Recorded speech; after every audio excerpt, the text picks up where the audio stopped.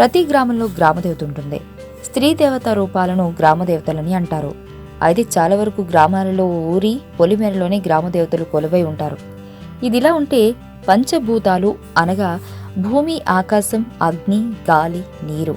అయితే ఈ పంచభూతాలకు ప్రతీకలుగా గ్రామదేవతలుగా ఉన్నారని చెబుతారు. మరి ఆ పంచభూత గ్రామదేవతలెవరు? ఆ విశేషాలేంటనేది మనం ఇప్పుడు తెలుసుకుందాం. పృథ్వీ దేవత. పృథ్వీ అంటే భూమి. ఈ దేవత పంటకి ఆధారమని చెబుతారు. కుంకుళ్లు ఎక్కువగా పండించే ప్రాంతాలలో ఈ దేవతని ప్రతిష్ఠించారని చెబుతారు. అందుకే దేవతని కుంకుళ్ళమ్మ అని అంటారు. అదేవిధంగా జొన్నలు పండే చోట జొన్నలమ్మ అని, నూకలు, వరి పండే చోట నూకాలమ్మ అని పిలుస్తుంటారు. పంట చేతికి వచ్చిన తర్వాత మొదటి పంటను ఈ దేవతకు నివేదనగా ఇస్తారు. ఇప్పటికీ ఈ ఆచారం కొన్ని గ్రామాల్లో ఉంది. జలదేవత. నీటికి సంబంధించిన దేవతని జలదేవత అని అంటారు. ఈ తల్లిని గంగమ్మ, గంగానమ్మ అని పిలుస్తుంటారు.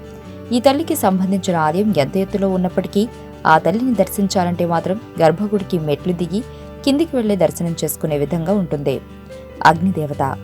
పగటిపూట సూర్యుడికి సూచికగా, సూరమ్మను రాత్రివేళలో చంద్రుని సూచికగా, పున్నమ్మని దేవతలుగా కొలుస్తారు.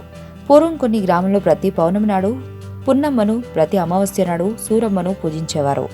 వాయుదేవత. వాయువు అంటే గాలి. అయితే పూర్వం కొండ ప్రాంతాల్లో ఉండే ప్రజలు కొండగాలులు వీచినప్పుడు వాటి నుండి తమని రక్షించమని కరువులమ్మని గ్రామదేవతగా కొలుస్తూ పూజించేవారు. ఆకాశదేవత. ఆకాశమంతటి ఎత్తులో ఉండే కొండపైన ఉండే కొండమ్మను ఆకాశదేవతగా కొలిచేవారు.